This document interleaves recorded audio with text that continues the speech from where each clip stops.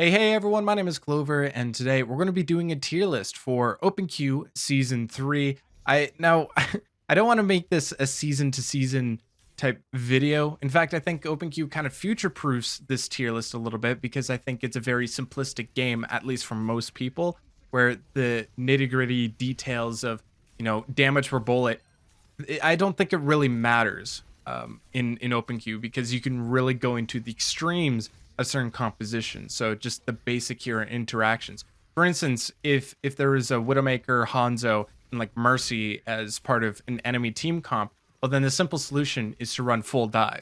And you can have like a Winston, Ball, Doomfist, or a Diva, and then you can have a Genji in there with an Ana, right? And you can just force the enemies to swap, or you just take advantage of their low HP type stuff.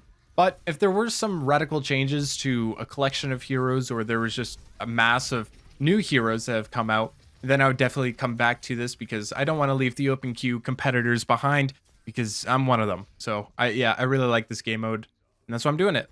For most of my tier lists, I usually include a criteria, but I feel like the tier titles are going to really aid in just how I judge these heroes. But I think it's important to note before we get into the tier list to talk about tanks, because tanks have had a massive global nerf for non-role queue modes. Tanks have 150 less HP. This doesn't affect shield HP or armor HP or any of their abilities, only white normal HP. Let's take Diva for an example. Diva in role queue has 650 health, 300 of which is armor, and 350 is normal white HP. So in OpenQ, she has 300 armor still and 200 normal white HP, right? So minus 150 white HP, which amounts to 500 total in OpenQ. So you'll notice a few things here. One, yes, all tanks did get nerfed, but it doesn't affect tanks equally. So Diva, for instance, actually just maintains her armor, and because she had 300 to start off with, like the ratio between white health and armor HP, it now favors armor. And I think Orisa is the most egregious example because she has like 125 normal white HP and then 275 armor HP. And then we look at a hero like Doomfist or Ramattra who don't have any armor HP or shield HP, and they are just left with 300 HP. But like I mentioned, it doesn't affect each tank equally. And you'll notice with Ram, I actually rate him quite high. I'm talking about shields, right? Like Sigma's shield is still as strong in role queue as it is in open queue. The only thing that this nerf did was affect tank health, specifically tank white health. So let's get on with the tier list. I don't want to make this too long because, with over 30 heroes, and if I talk for a minute individually, that adds up quite quick. So in the bottom tier, we're going to go with Brigitte. Now, Brigitte is a support that is practically avoid worthy because even against her best matchup, she's just going to find a hard time dealing with the amount of tanks that there are, because you can run Winston, you can run Doomfist and Ball all simultaneously, and if they consistently or constantly pressure out the Brigitte, well, then she just will fall over and die. Then I would classify these guys as mid-range DPS. We can also throw Ashe in there. And with these heroes, they do a considerable amount of damage. The problem with them is that it's very tough to find their opportunities in terms of getting picks, like Hanzo especially. But even Sojourn has like low damage over time, and she gets less charge when she's shooting shields or deployables. So, those heroes just can't get anything done, even if it's the best case scenario. They're just too punishable too. But a hero I would put slightly ahead of them. Still same issues though. But Widowmaker I have played before because I recognize that they're playing Roadhog, Junker Queen, and Sigma and Cassidy, so I couldn't play my Pharah hero. So the next best thing was Widowmaker. Hopefully I get one pick on one of the squishies, and then we can just steamroll from there. And actually forced the enemy team to play a Widowmaker, and then I swapped back to Ball and just rolled them. The Widowmaker does have her uses, but again, it's like use it for one situation, but otherwise you're just going to get countered by anything else. And in the tier above, we have Moira. She's decent, okay? The problem with her is that there are simply better heroes, and when other heroes counter her hero, I'm talking about like Ana's Nade or Zen Discord over time, of course, then what does she have to counter them? Her ultimate is pretty mild as well. It's not garbage, but it ain't great as well. It could be countered again by like Ana's nade or just people running away from it, from like using a Lucio speed boost. So the problem with her is that she just can get countered very easily. I wouldn't put her in garbage tier if you don't know how to play Baptiste, or you're just getting punished too much as like an Ana. Then yeah, you can pick Moira. It's a sufficient option. Not the greatest though. And then we get into our next slew of DPS. We have Sombra, we have Genji, Tracer, and Echo. These four are all decent at what they do in terms of getting into the backline and trying to disrupt the healing and make sure that the resources don't get to the enemy tanks, right? So you split their attention that way. And you'll see in some clips that I actually play with the Tracer. And if it's your comfort pick, play these heroes. If you don't know how to play Doomfist, play those heroes. The thing is though, you can play Doomfist, who is slightly more tanky because he has 300 HP and does more consistent damage, arguably. And he also has a stun with Punch, and he's very evasive as well. So those are the things that really make Doomfist just that much better, slightly, than these other DPS options. You could make an argument for Echo, Genji, and Tracer being higher because their ultimates are pretty good, right? Like if Tracer lands a sticky bomb, that's it for the tank practically. Genji's blade does go through shields, but you could also argue that like Roadhog single-handedly counters him, or like a diva. So maybe not Genji. But Echo, her duplicate still functions the exact same as it does in roll queue. And you would almost have to say it's even better because with tanks having less HP, her duplicate is just that much better. Of course, the interesting dynamic of Echo is that she can fly, and a lot of tanks don't have any range. So that is one other thing you can think about. The last DPS that I'm somewhat hesitant to put in this tier is going to be Reaper. I think in the right matchup, he can just decimate because he has one of the highest DPS in the entire game. So when it comes to shield breaking, he's one of the best at that. The problem with him is that he just doesn't have the health pool, and you just have to say Reinhardt is better because he does damage to the shield while also dealing damage through the shield. So, you know, just kind of put, that's more food for thought. And a very similar type of style of play is Junker Queen. And because she does have 300 HP, she does have to play more like a DPS and play a little bit more scared. She's not a tank that is going to make space. That's why I think I put her down here though, because her cooldown on Shout is just so long that you only have one opportunity, and if you waste it, then you're very, very punishable. You could use your axe to cleave and your knife to heal you up, but it's not the greatest thing in the world because she can be countered by range still. So again, just a hero that can be countered. Map/comp dependent, so or specific. We'll start off with Mercy. So Mercy, she actually can be great. It just depends on your team comp, as the title suggests. So if you're playing a Widowmaker, I guess Widowmaker could work because it changes up the breakpoint.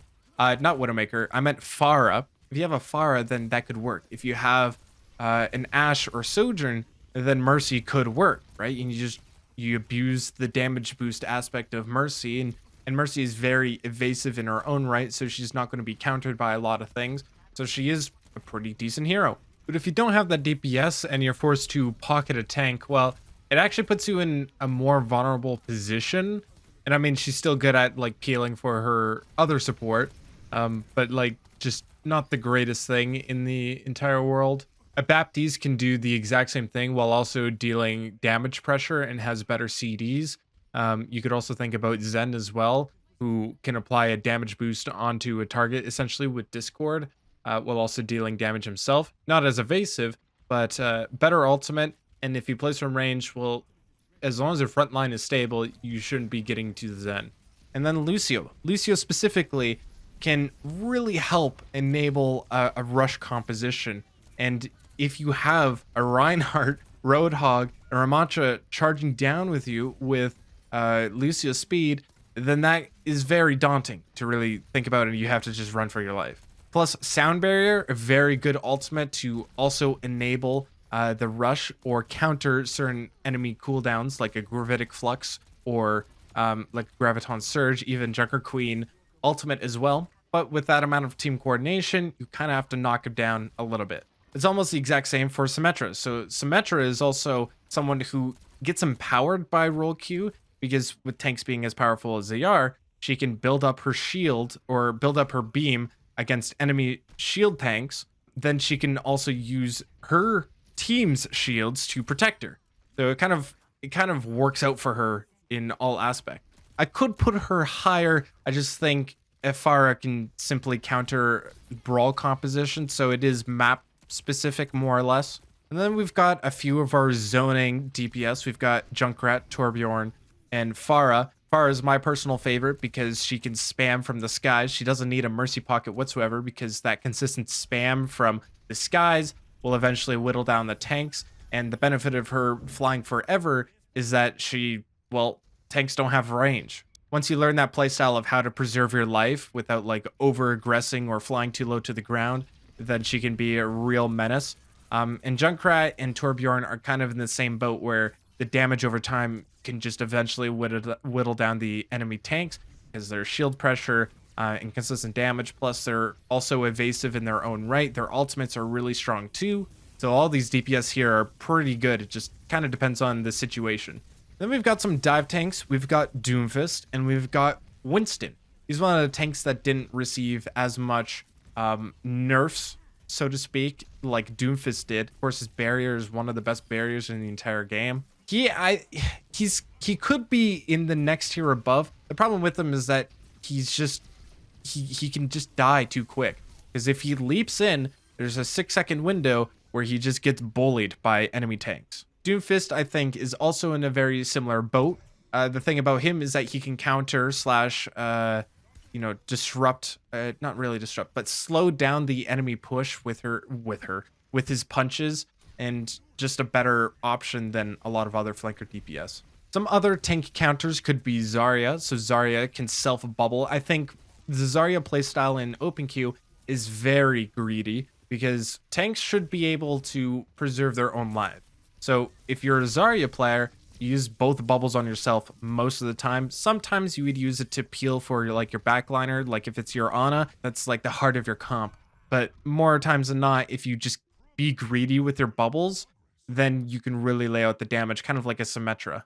She is one of the heroes that took the biggest nerfs from these health changes. She has 325 HP, but she does have shield HP, so there is a way for her to sustain herself. And then we also talk about the tank combos and tank synergies. Graviton Surge, still a very good ultimate. Not the greatest ultimate in role queue, but at least in terms of its function, it still can work, because now all of a sudden Hanzo is empowered. Rounding out this tier here is Orisa. Orisa is one of the better tanks in the game because of the amount of CC she has with Javelin Spin and Javelin Throw. Then, she could just stop and delay a lot of enemy pushes and aggression. Plus, Fortify is a cooldown where she basically just can't die. So she's a very good tank. Problem with her is that she, I think, suffers a lot from the tank nerf. She has 400 total HP, so she can be outbrawled by a Reinhardt and Sigma, and that's what really puts fear into her eyes. Plus, if there's a Zarya that is just beaming at you, then that's also a tough matchup. Good most of the time. The first one is going to be Zen. The Discord is just so strong. It affects breakpoints a lot. His damage over time is just ridiculous for shield pressure, and I think people think Zen is very squishy target, and while he is, the thing about it is that if he puts a Discord on a diving target, then that target is also very scared of their own lives. The only time you really swap Zen is for Pharah or just heavy dive compositions. Ana specifically for the nades is her playmaking potential. That thing is really deadly. If she plays from range, it also makes it hard for enemy tanks to try and close the gap. Even against enemy dives, she can still be played because of that nade and sleep dart, of course. And if her team can peel for her effectively, but yeah, she's one of the better supports in the game. We move on to some DPS. I think Mei is also in this category. 100 damage per second with her freeze ray. That thing is ridiculously good. Can also the niche of a poke hero using her icicle shot. Blizzard almost fight winning every single time. Self-sustain as well with her own ice block, 250 HP, so she's practically a tank in this game mode. Yeah, I think in the right map too, like she can be a real menace. Then we kind of get into what I would classify as tank busters. We've got Bastion, Cassidy, and Roadhog. All of them are really good at tank busting, whittling down the shields with their Fan the Hammer or just Cassidy over time. Cassidy is, compared to Soldier, I don't think as great of damage pressure, but very close. The thing that makes Cassidy really threatening is a magnetic grenade with Fan the Hammer, roll Fan the Hammer, because even one Fan the Hammer is going to put the tank at critical HP. Bastion, when he's in his assault form, is for 8 seconds, one thing that you don't want to mess with. One fun fact about Bastion's ultimate too is that it deals 550 damage at the epicenter. You've got 3 shots for your artillery Bastion form. Or what is it? Artillery form? That's what it's called. So if you just layer those 3 things onto tanks, you're just going to force out a ton of resources in order to sustain them, if not break those shields. Roadhog is also very great at just whittling down tank shields with his right click, but he shoots faster than he did before. He has one more bullet than he did before. On top of that, he has self-sustain, which is why I would put the Roadhog slightly better than Cassidy and Bastion, even if he doesn't match up to their consistent damage numbers. But then you also have to factor in Whole Hog as an ultimate, and the fact that he can use Hook as well to combo with his Whole Hog. Yeah, so yeah, he sucks to play against if you're a dive. Then we've got our other brawl tanks. We'll put Ramattra below Reinhardt on the basis that Ramattra has 300 HP and his brawl form only lasts 8 seconds on an 8-second cooldown. Not to say Ramattra is bad or anything, because Nemesis form is still one of the best abilities in the entire game because it can deal damage through shields, which happens to be very important for a tank-based game mode. I think the thing that really empowers Ramattra is his shield on top of that to separate or prevent the healing onto the enemy tanks, because he can just place it behind them. Then his poke weapon is pretty good at damage pressure as well, because when you're actually hitting your shots, it does a considerable amount of damage. And then Reinhardt, he didn't receive as much nerfs as the other tanks. He still has over 500 HP. The fact that he can cleave through enemies using his hammer that deals 85 damage. Now all the tanks are really scared of Reinhardt's hammer. Problem, of course, is that he can be outranged by a lot of other DPS heroes.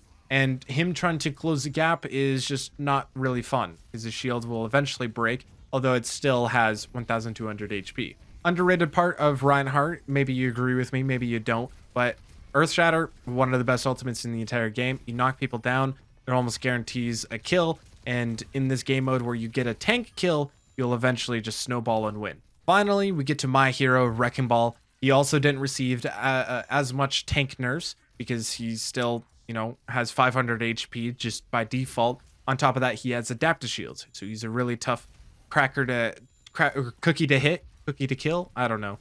If you are playing Wrecking Ball, you have to go for the back line, and you are basically using your life to ensure that the support either dies or you draw attention away from the enemy front line, so your front line can win against the enemy front line as you draw back, like the Ana, of course, and the Diva, let's say. But when the enemy team starts to play Roadhog, Reinhardt, and Orisa, it's not fun. And at the top now, we will start with Baptiste and Kiriko. They function very differently, but also similar. So Kiriko has the evasiveness that Baptiste doesn't, and has a Suzu, which is a slightly, I say slightly, but it's like 5-8 seconds shorter, so it's pretty drastic. The problem with Kiriko is her healing Afuda can be blocked by shields and barriers, but you mainly use Kiriko for still that healing Afuda because it is high burst healing. But the cleanse is one way to protect your tanks so that they can buy that little extra second of time. And importantly, her Kitsune Rush is one of the best ultimates in the game, and so when you have your tanks having 3 times or 2.5 times now, they also change those numbers, so I don't remember that. With tanks getting their abilities way quicker, tank abilities are just superior than any other role in the game. That's a crazy time. Then we've got Baptiste. Baptiste is the best support for this game mode, because with a lot of brawl heroes showing up their faces, well then with the AoE healing that he provides, even if you miss your shots, the regenerative burst, which is his self-sustain, but also for tanks because it's like a mini, or it's like 2 mini packs on cooldown, right? Plus, he has shield pressure damage, which no other support really applies other than Baptiste and Zen. But Zen, of course, doesn't have the healing numbers to back it up. And last but not least, you've got the lamp. The lamp is another really overtuned ability. Place it in the right spot, that tank ain't dying. You're getting your window up very quickly, and you can just use your window on yourself to spam out healing, which is 2 times the amount of healing and 2 times the amount of damage. Then we're on to the second last hero. We have D.Va. D.Va is the best healer in the entire game. She actually goes back into regular old D.Va form and not space-making D.Va. She can contest the flankers very effectively. She is one of the highest HP pools of all the tanks, still has the same damage burst potential. She basically has not changed whatsoever. And lastly is Sigma. Sigma is the hero that basically makes every other ranged hero obsolete. He has a shield. On top of that, he has the range damage. On top of that, he has burst damage. And on top of that, he has a stun with his rock. And on top of that, he is one of the best ultimates in the game. So like D.Va, he doesn't have the burden of making space anymore. He is his regular old self in Overwatch 1, making an off angle using your barrier. You can make your own little core, and he's his own sniper. He's his own team. So that's where I rank every single hero in open queue. Let me know what you guys think down in the comment section down below. So yeah, that's it for me. Thank you guys for watching. I'll see you when I see you. Peace.